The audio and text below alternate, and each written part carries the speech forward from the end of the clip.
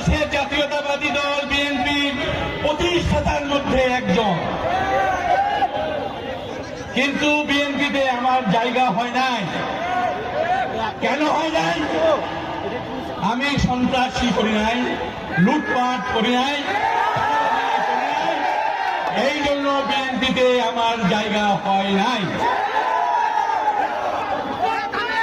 আজকে 5ই আগস্টের পর স্লোগান থাক, 5ই আগস্টের পর আমি চিন্তা ভাবনা করেছিলাম যে যারা এই গণঅভ্যুত্থান ঘটিয়েছে, সুযোগ আসলে তাদের সঙ্গে থেকে তাদেরকে আমরা এগিয়ে দিব।